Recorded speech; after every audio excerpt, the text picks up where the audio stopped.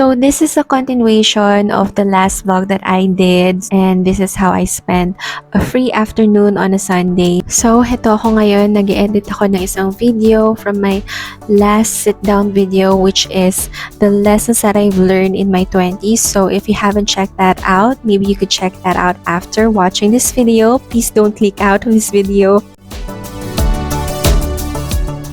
And now I am preparing for my lunch. So yung lunch ko today is bangus and rice. If you're asking anong klaseng rice yan, yung kakainin ko, it's a combination of yung black and white rice. So, ang lasa niya is medyo matabang ng konti sa pure na white rice. Pero since 2013, ito na yung naging kanin namin sa bahay. Nasanay na ako sa lasa and it's healthier than the pure white rice. Actually, hanggang ngayon hindi ko pa rin kaya yung pure na black rice. Kailangan may halo talaga siyang white rice. Pero honestly, ngayon hindi na talaga ako sanay mag pure white rice. So, hinati ko yung bangus kasi yung kalahati niyan is kakainin ko later, mamaya dinner. So, yan, tipid-tipid tayo guys. So, syempre, pagkakain, kailangan hugasan yung pinagkainan. So, heto ako ngayon. Ako yung tagahugas ng pinggan every lunch.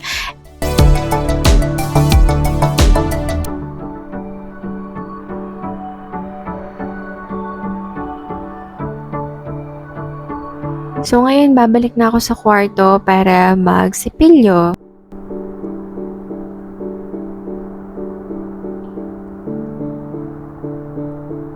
And after that, babalik na ako sa quote-unquote work. So, heto, nag-edit ako ng video for another video. Actually, kaya ako nakatayo dyan is because ayokong umupo agad pagkatapos kumain. Kasi pakiramdam ko, lumalaki yung tiyan ko kapag umuupo ako agad. I don't know if that makes sense. Pero, let me know in the comments below kung tama yung hinala ko. So, yan. Edit-edit lang. And now, tapos na ako mag-edit. E-export ko na siya. So, ito yung first export ko of the day. Okay, so yung first na pag-export ko sa video ko is tinatanggal ko lang yung mga dead air. And i-edit ko pa siya ulit. Then, tsaka ko siya lalagyan ng mga b-rolls and yung music. It really depends. Minsan sinasabay ko siya sa first draft ko para isang export na lang. Gagawa muna ako ng thumbnail. So, saan ako nag-edit ng mga thumbnails ko? Sa canva.com, and it's really good kasi it's free, it's user-friendly, and I've been using it a lot sa paggagawa ng mga thumbnails ko. Ngayon, tapos na yung first na export ko. Ngayon, it's time to put some b-rolls and any pattern interrupts sa video ko. So, let's start!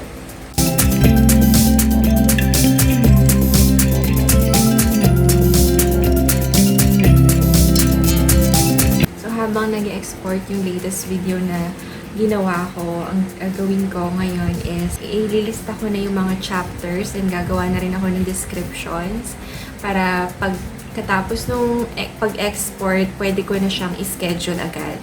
I'm trying to use my left hand, which is my non-dominant hand more kasi it creates new neural pathway and nagiging balance yung paggamit mo ng left and right brain hemisphere. So, ang nangyayari, it boosts your creativity.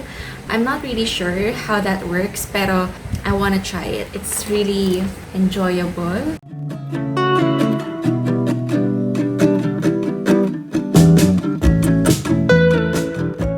Now, mag-research muna ako ng mga ideas for my YouTube shorts. So, I'll be back.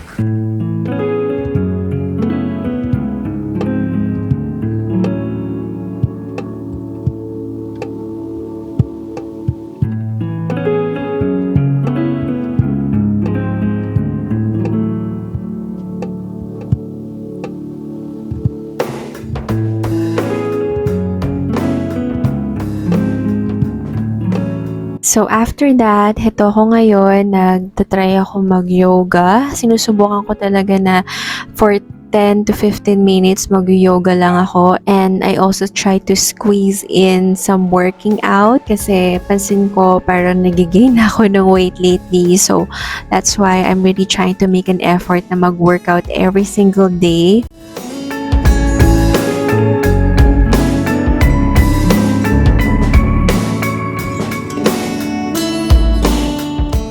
Siyempre, after that, kailangan iligpit ang mga ginamit natin. And then, it's around 5 p.m. right now and kailangan ko nang i-close yung mga windows ko. That is because mamaya-maya maliligo na ako.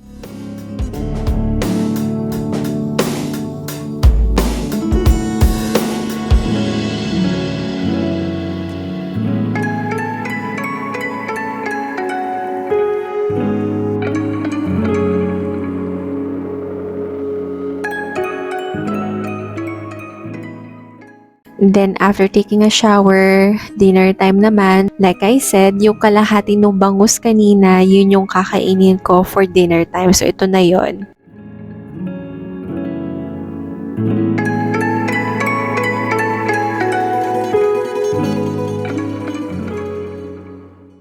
And after dinner, syempre, kailangan hugasan yung pinagkainan.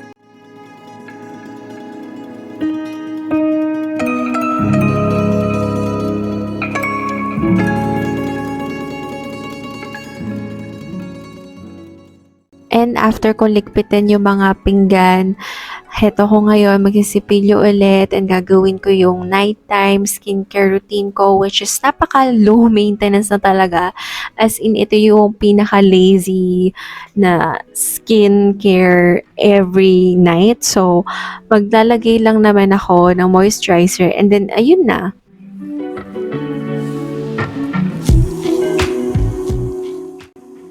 Usually, pag nighttime na, doon ako medyo pagod na and low na yung energy ko. So, hindi ako nag-work pagdating ng gabi. Like, I would do something na enjoyable, like watching a movie, or currently, I'm into watching mga docu-series or documentaries. Yun yung na-enjoy ko ngayon. So, yeah, mag-enjoy na lang ako manood. And, see you guys tomorrow!